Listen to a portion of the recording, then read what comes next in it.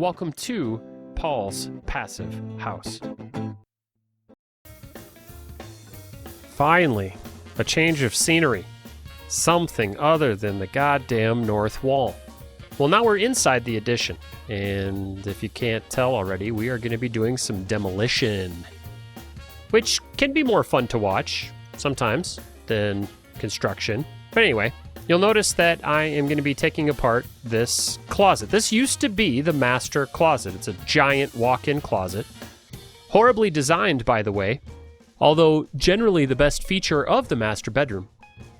The master bedroom is, or this entire addition, is 20 by 27. And it was essentially just one big room, with the exception of this walk-in closet, and to the left is the master bath. As part of my remodel of this space, I decided to turn this into 2 bedrooms with 2 walk-in closets. It's a fairly simple framing project, but of course first I have to take this apart. A couple things to note here. I have disconnected the electricity, which is one of the reasons why I'm wearing a jacket. There's no heat in this addition at this time, so it's chilly in here. Of course, there is a small electric radiator next to where the plumbing is in the bathroom. But other than that, there's not much here, and as of right now, it's not very well insulated, so it's chilly.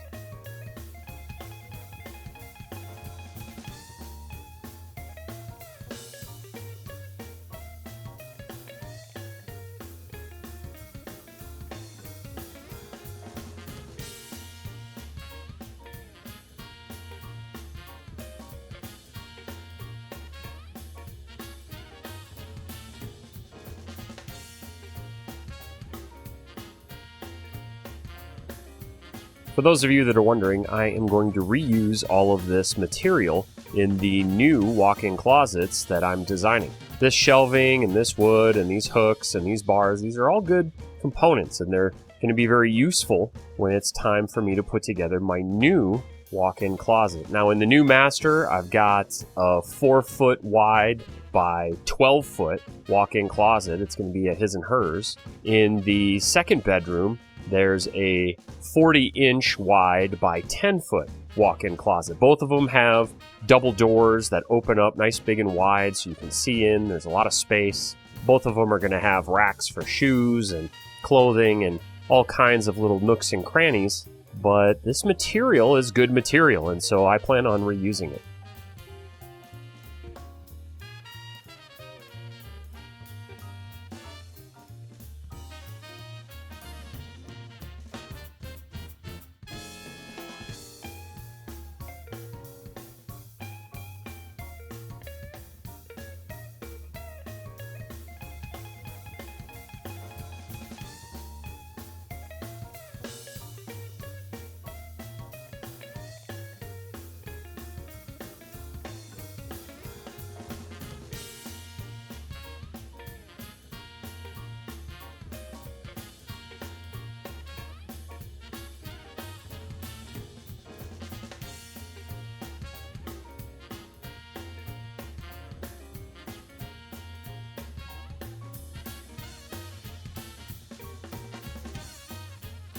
When you decide to convert a large bedroom into 2 bedrooms, especially when it's as poorly designed as this was, there's an awful lot of thinking and rethinking, figuring, refiguring, designing, redesigning, and so on. Now, originally, access to this addition was through another bedroom. There was a pass-through. I'm actually going to keep that pass-through doorway. I'm just going to use it as an emergency exit, essentially like a panic room. And instead of accessing this addition through the house itself, I'm going to have an exterior door installed from the backyard courtyard. There's going to be a courtyard in the backyard, or a patio area. It's going to be like a 3-season kind of thing. That's not installed yet. That's not even designed yet, but I have the basics figured out. And I have the exterior door and so on. One aspect of the demo that I did not keep, one component that I obviously had to redo, was the drywall. Now, I like to feed bags of drywall out with my regular trash. That way I don't have to buy a dumpster or whatever. But what that means is that I can only fit a few pieces of drywall into each garbage bag. If you look to the left there, you can see a stack of what looks like planks of wood. Those are actually shelves. Believe it or not, I found those shelves 3 years ago in anticipation of needing them for these walk-in closets. Now, 3 years ago, I had no idea I was going to be doing walk-in closets like this. But I found these shelves, and the guy was selling them for $1 a piece. And they're good shelves. They're nice, solid, hardwood shelves, which I knew eventually I'd use. It gives you a little glimpse into the mindset of somebody like myself who is thinking about the future and thinking about how am I going to improve my property and save money. I don't like to be under the gun. I don't like to be somebody who has to fix something or has to update something and I don't have any resources on hand. Some of you might be wondering if that wall is load bearing, and it's not. The studs above it, or the rafters, run parallel to it. So that wall, where I just took out that door, is not load bearing, even though it does have double studs. The wall next to it, that runs perpendicular to the studs in the ceiling, is also not load bearing. Now, it took me a while to figure out which one of these two walls, if either, is load bearing. And as it turns out, it's the bathroom wall that's load bearing. And I can tell this because the bathroom wall was completely uninterrupted. It has a double stud, I checked in the attic. And this wall had HVAC installed. You can see there's a hole there where I took out the old HVAC vent. That was a return vent for this addition. And as that HVAC return vent went up through the wall, it cut the studs in half.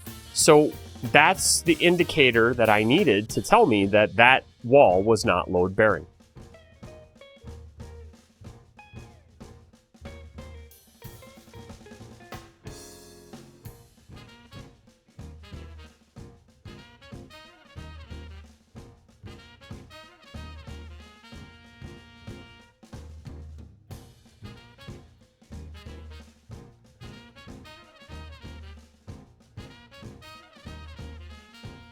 I like to save things.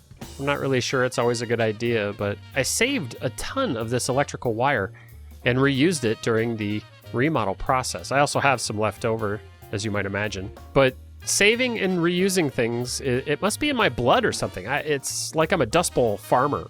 You can see this addition used to be my storage shed, essentially. That's why all the lumber's in here. That's why all those shelves are in here. And I spend a significant amount of time moving things from one part of the house to the other, back to the other part of the house, back to another, outside, inside, and so on. Storage is a huge problem during this whole process because I have to actually take things out of one room and put them into another while I do the construction or the demo or whatever. As it is right now, this used to be my bedroom. So I've moved into the original footprint of my house, which is only about 900 square feet, and this addition is totally empty. That just means basically that everything is crammed.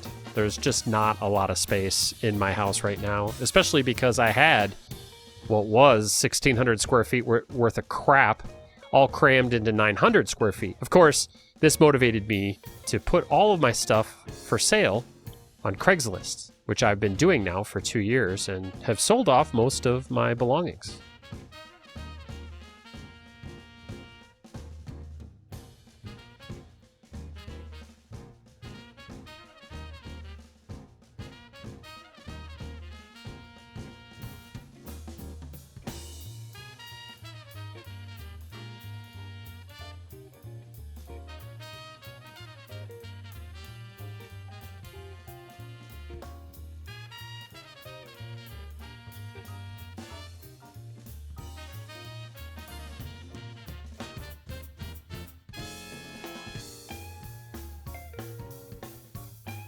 You'll notice here that I switched from a paper mask to a proper respirator. That's because I anticipated a lot of dust, which you can actually see in the frame. It's always important to wear proper dust masks. These are P100 masks, and they're fantastic.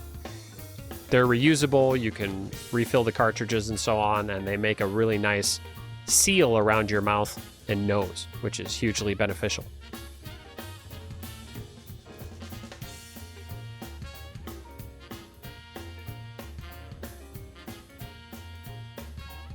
There's a stud on the right-hand side that's connected to the exterior wall, and there's no thermal break between that stud and the outside. It's just the stud, some insulation, and then the sheathing and the siding. That's how poorly designed this was. They didn't even think to put a thermal break between the inside and the outside. That was effectively radiating either heat or cold into this addition all year round.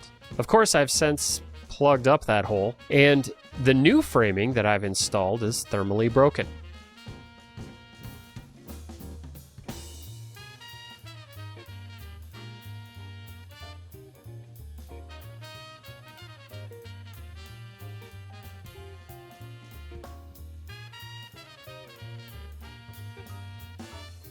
Along with the theme of saving all the wires and such, I saved all this lumber. I reused all this lumber. It's good lumber. It's the right size for this addition, so I kept it and I reused it in the walls. The new framing that I did, I reused all of it.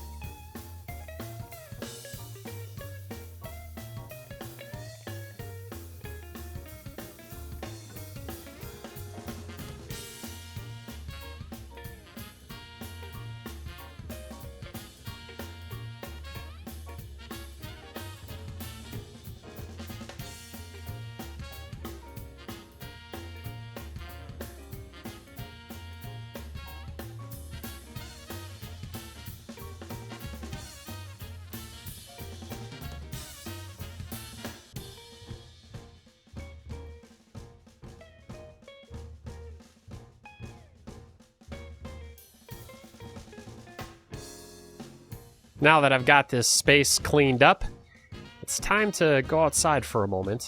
Well, here's the addition. I've demoed the space, and you can take a look here at the opening I framed for the exterior door that's going to go in this position here. This is as wide as it's possible to get based on the lumber I had, and you can see just how big this space was. What an oversized space for a master bedroom. Just completely unnecessary. Very poorly designed, as I mentioned before. Now, I've already taken down part of the ceiling, doing some preliminary work, cleaning things out, checking some HVAC and so on. And the big question in this unit at this time was, should I drop this ceiling or not? And the answer shouldn't surprise you. You always drop the ceiling. If there's one thing I learned in this retrofitting, it's that you always drop the ceiling. If you've been following along, then you know that I didn't drop the ceiling in the main footprint of the house, and I crawled around in the attic. That was a huge mistake. I should have dropped the ceiling in the main footprint, just like I dropped the ceiling in the addition here. And so I learned that lesson the hard way. You get a chance to see the addition after I've dropped the ceiling and after it's cleaned up, or at least mostly cleaned up. You get to see how much easier it's going to be to access the underside of the roof. I want to thank you all for watching. If you're watching this on Ear Seduction, please check out the YouTube channel that's Paul's Passive House. If you're on Paul's Passive House, please check my YouTube channel called Ear Seduction. There you can find all the other things I publish. Thanks again. If you'd like a free energy efficiency consultation, please email me at paulspassivehouse@gmail.com.